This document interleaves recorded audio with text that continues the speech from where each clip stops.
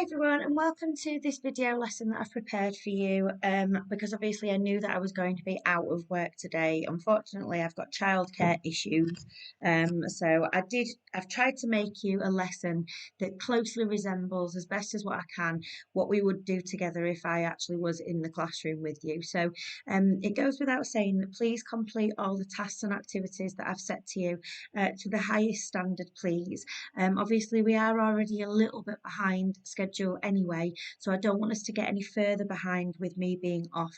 So please follow all the guidance in the video, complete all the tasks and activities to the best of your ability, and hopefully we won't be out of place then. Okay, so a couple of things that you need available to you for this morning's lesson is your approaches booklet, and that should be out and open onto page 31, so if you want to do that, and also have a dig around in your folders for me please guys, and get your exam question packs for the cognitive approach, because we're going to mark this question up for the first couple of minutes, which you should have all been doing for me on Monday.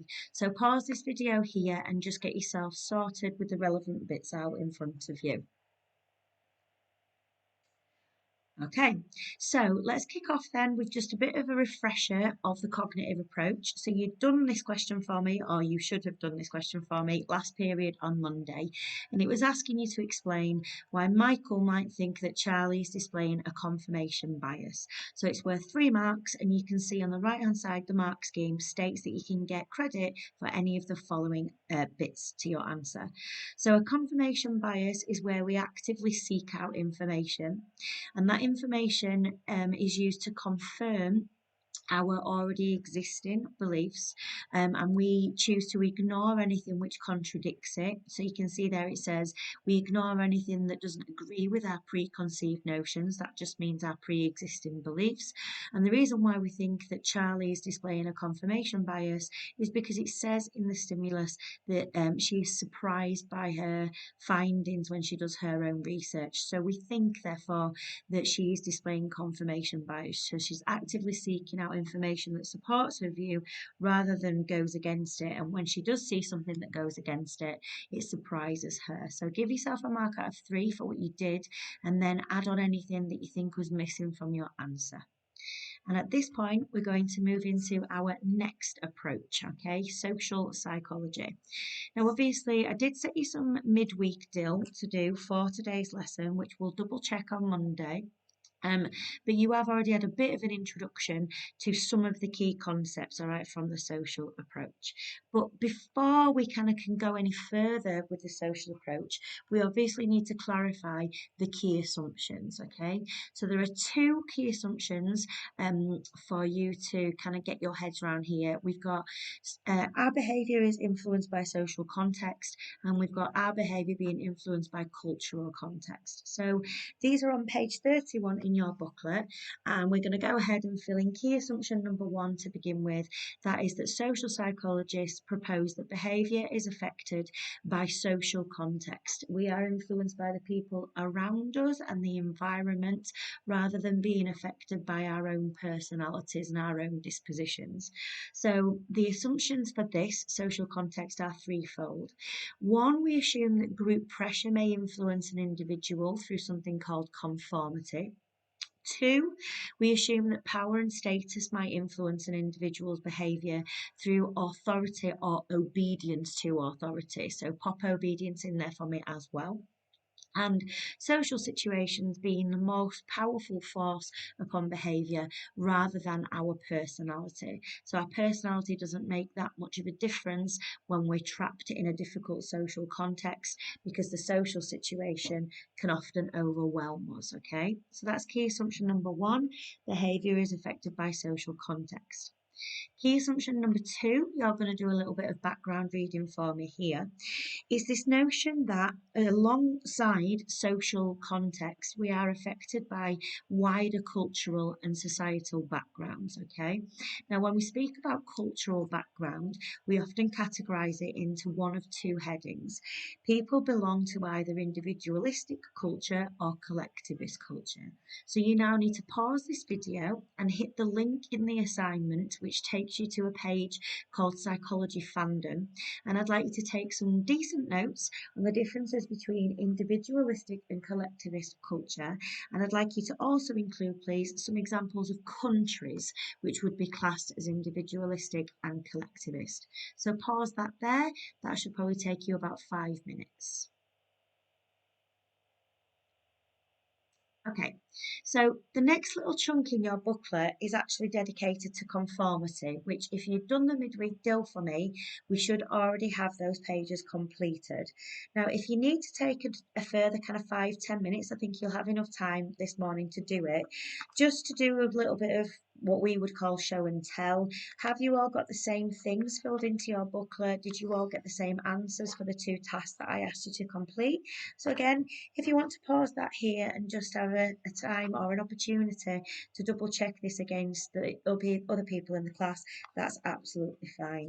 When you're happy and you're ready to move forward with that, then we're going to move on to page 36, which is the next little key concept known as in-group, out-group. Okay, so key concept number 2, because conformity is key concept number 1, is the notion of in-groups and out-groups. Now, the notion of such groups, in and out, forms the basis of a theory put forward by Henry Tajfel known as social identity theory. And if you've got your highlight pens, then you might want to highlight that second bullet point for me there that says, according to Tajfel, social identity theory proposes that a person's sense of who we are is based on the groups that we belong to or the groups that we are a member of, okay? He argued that belonging to such groups acts as a source of pride and self-esteem, okay? And when we belong to certain groups in society, it gives us a sense of belonging, okay? In an otherwise maybe confusing social world, if we have that tag or if we belong to that specific social group, then that means that we belong with those other people, all right? But as a byproduct, all right, so as an effect of social identity theory, what we often do, okay, and this is human nature, is we divide the world around us into us and them, okay? Now, this is what we call social categorisation, but more on that in a moment. Now, it's often beneficial because it allows us to distinguish people from one another, all right? And you can highlight that in your booklet, and we can see who belongs to which social categories. So let's just complete this thinking task in your booklet now on page 36. Can you list any of the groups that you belong to that help to form your identity? So for me, my examples may well be, but not exclusive to, my political preferences and the fact that I'm a graduate. I might also add in there that I am a woman. I might add in there that I am a mother, okay? I might add in there that I am a meat eater, okay? I might add in there that I am a blonde person. I might add in there that I am a person who maybe likes animals, for example. Okay, so list all the groups that you belong to. Okay, and that hopefully will help you move into the next little section, which is thinking about the consequences of social categorisation. So do that for me now. Pause it here and complete that little task.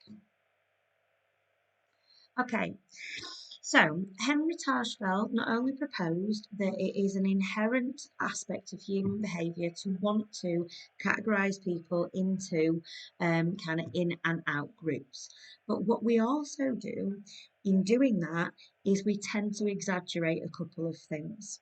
So when we see the world in terms of us and them, we tend to exaggerate the differences between us and them. So we tend to think that there are huge differences between groups.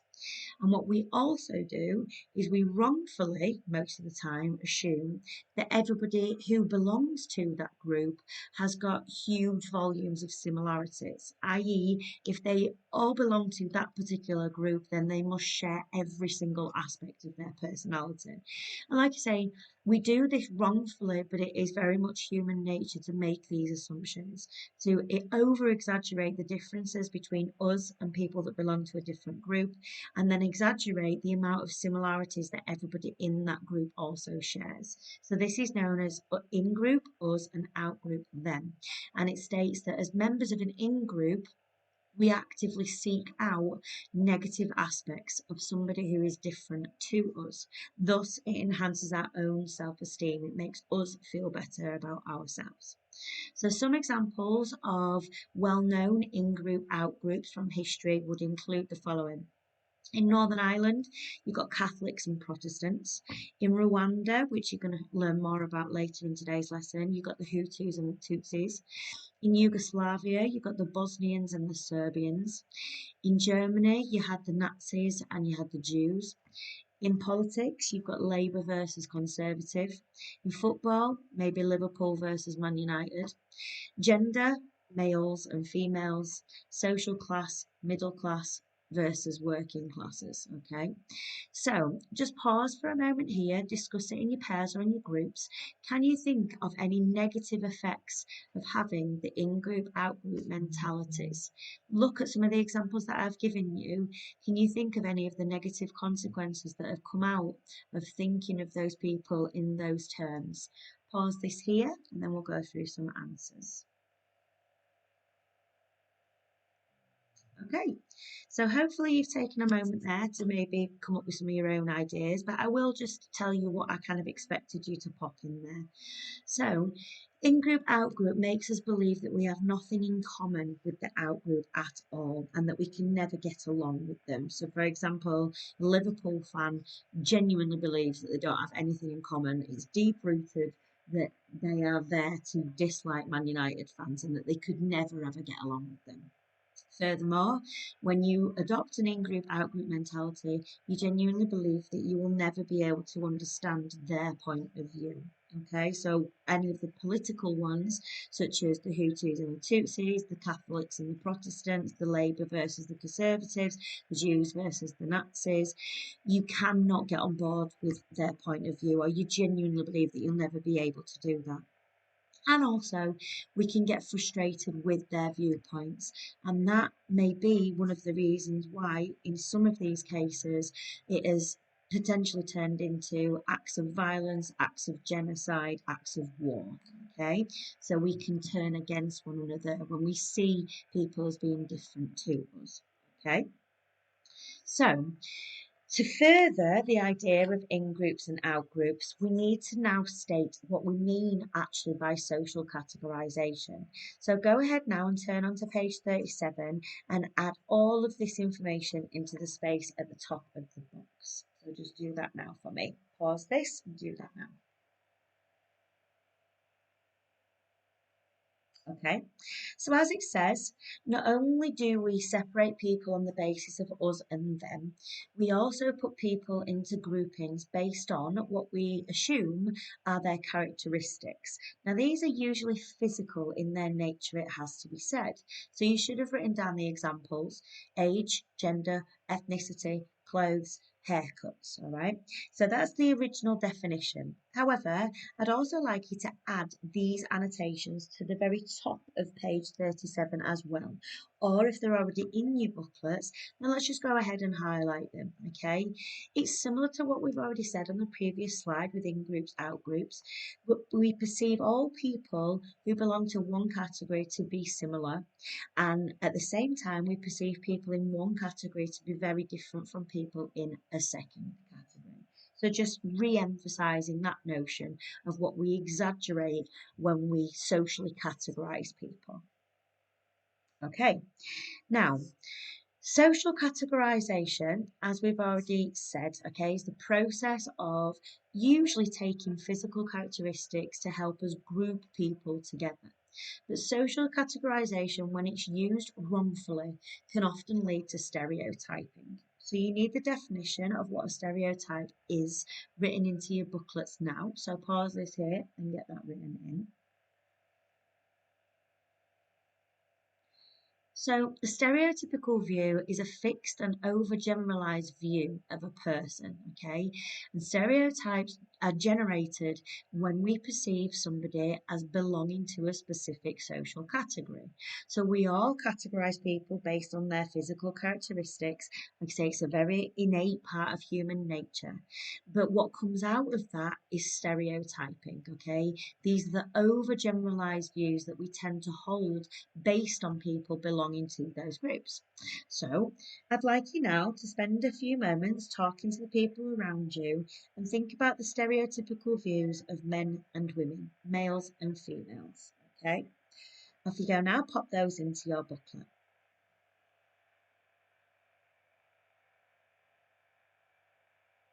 Now, did you get the same things as me?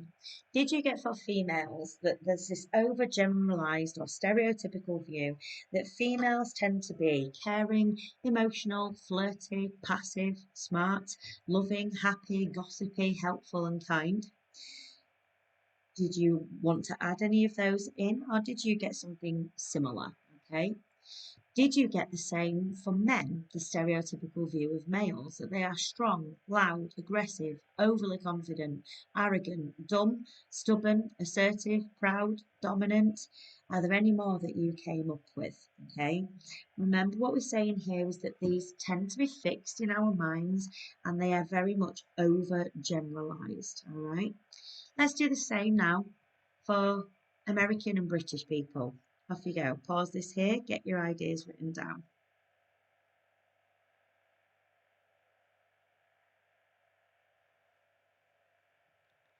Did you get the same as me? Have a look through them. Pinch any that I've got that you don't have. Okay. So, stereotyping is typically bad for society. Okay, it means that we have these overgeneral views of people and we form expectations then of what we think these people are going to be like, and that can affect the way that we interact with them. But what we need to know for the exam is where they actually come from. So the next part of your booklet is the formation of stereotyping. So where do these stereotypes actually come from? We've said in part that it's due to social categorisation, but that's not the whole answer. Now, all stereotypes originate with what we would call a grain of truth. Okay, so there's some element or some aspect of the stereotype which is embedded in truth. It may only be slight, but it's there. So, for example, a grain of truth might emerge from a person's personal experiences, e.g., if you know someone, if you see someone, if you sit next to someone in your class that is of Chinese origin and they are good at maths, then that could have been the formation of that grain of truth that all Chinese people are good at maths. Okay, that's someone's personal experience which planted that grain of truth, and then the stereotype kind of blossomed from there. But then why do they keep going? If that's where they come from, a little tiny grain of truth from personal experience, what keeps them going? More often than not, okay, there are gatekeepers that are involved. Now, these are the people that keep that chain of communication, that stereotype, going over a period of years. Now, it can include parents, it can include friends, but it's more often than not the media that will portray stereotypical views to us. So we started with a grain of truth in someone's personal experience, but then the gatekeepers will keep it going. So, for example, continuing with the Chinese and the maths example, in American TV and movies, actors from a Chinese background very, very regularly play roles as computer engineers or scientists. They're like typecast in that manner, and that simply seeks to reinforce the stereotype that Chinese people are good at maths. All right. So I want you now to just think of another stereotype and say maybe what a personal experience might have been that generated that stereotype in the first place, so formed it, but then what the gatekeeping is involved that has kept that stereotype going. Pause it here. Again, have a chat with your partners and see what example you can come up with. Okay. Hopefully you came up with your own example. My example is going to be the dumb blonde. All right. Something close to my own heart because I have been blonde virtually all of my life except for when I've had multiple changes. But you know, blonde is I'm naturally blonde and I go back blonde every now and again. So how do you think a personal experience in gatekeeping will contribute to the development of that particular stereotype? That might be the one that you've put in on page 38, but if it isn't, you might just want to think about that one now as well. Okay, now just a quick cautionary word. Is there any truth in stereotypes? Okay, we've tried to explain here that they might come from a grain of truth, so a bit of personal experience to begin with. But the answer varies from stereotype to stereotype. There are some stereotypes which do have a grain of truth to them because they have come from a personal experience, but others are totally and utterly false. Can you think of a stereotype which is 100% a falsehood? However, even if some stereotypes do have a grain of truth to them, it's important to remember that what may be true on a group level doesn't necessarily apply to every single individual within that group. And that's the downside of stereotyping, and that's where the problems tend to come in. So, the next little section in your booklet, page 39, is talking about the effects of stereotypes. So, go ahead and turn over in your booklet. Now, just before we get on to that, all right, I think it would be a good opportunity to pause here and for you to just do some quick comprehension questions. So there are 10 questions here.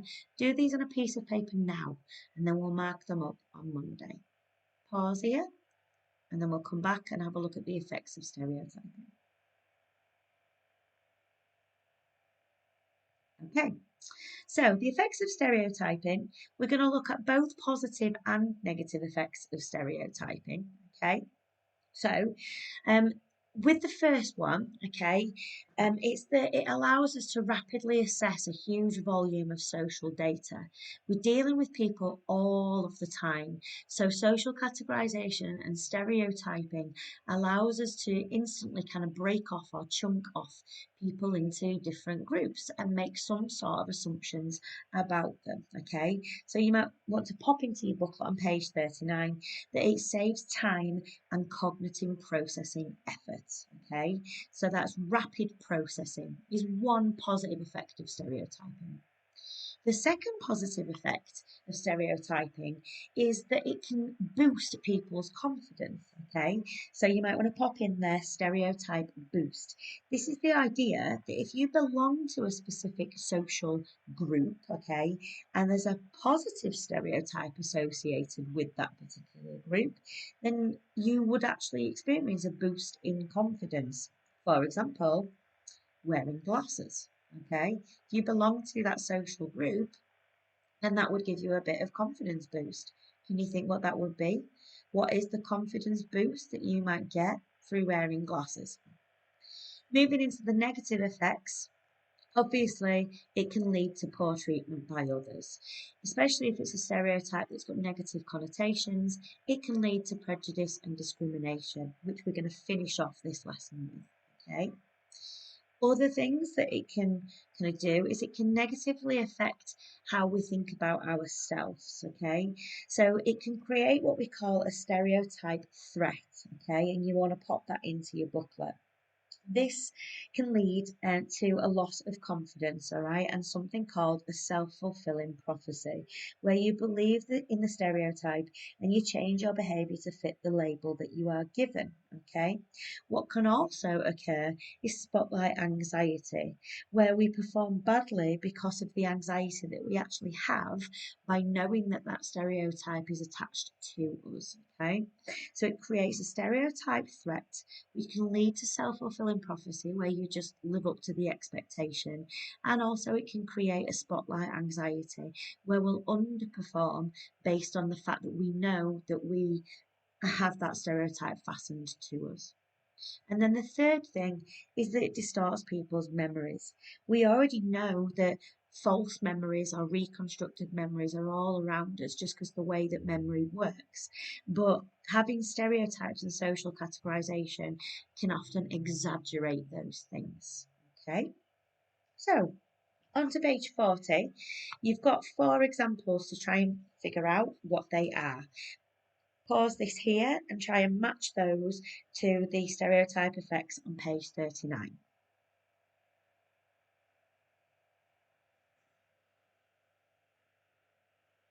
Okay, so we'll mark those up on Monday when I see you next. And we're going to move in now to the very final part of our lesson for today. And this is on prejudice and discrimination. So, as we've already said, one of the negative effects of stereotyping is that it can lead to prejudice and discrimination, okay? But do you know the difference between them?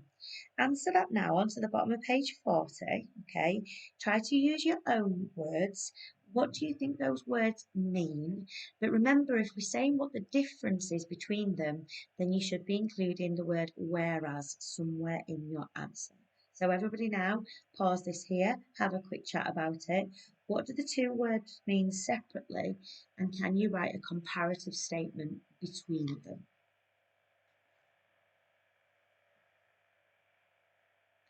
Okay, now that was a bit of a trick because if you turn over onto the next page, there is actually the definitions. Okay, so prejudice is an attitude. Okay, you might want to underline that. Prejudice is an unjustified or an incorrect attitude, which is unfortunately usually negative towards a person or to a group because they belong to a specific social group. For example, a person may hold prejudiced views towards a certain race or gender. Okay, so that would be prejudice, it's the views. Whereas discrimination is an action. Okay, so this is a behaviour that again is typically negative towards that person because of their race, gender, sex, etc. etc. So, using your knowledge of social categorisation and what we've learned about with in groups and out groups, in a short paragraph, try to explain to me how prejudice attitudes occur. And again, there's no right answer here, so we're going to go through this on Monday and see what you've put there. So try and explain to me in your own words how you think prejudice attitudes might occur. Okay, now Allport just kind of tried to describe or tried to elaborate rather kind of what discrimination actually is. And through all of his research, he came up with like a hierarchy of discrimination. He said that not all acts of discrimination are the same as one another. There is a hierarchy in terms of less severe acts of discrimination, obviously going up to the more extreme acts of discrimination. They differ in severity and they obviously gradually get worse and worse as they go up the hierarchy. So you can see this hierarchy in your booklets now, okay? It's on the bottom of page 41. So starting at the bottom, okay, we've got excuse me, put my teeth in, antilocution, okay? Now, locution is basically another word for speech. Elocution is speech lessons. So, antilocution is hate speech, all right, to make it nice and clear and obvious. Anti, hate, against, locution is speech. Active avoidance, all right, is where you are, as it says on the tin, not going or not willing to have any sort of engagement or communication with this particular group. Discrimination, I think, is the hardest one to define. Physical attack, again, I think it should be pretty obvious.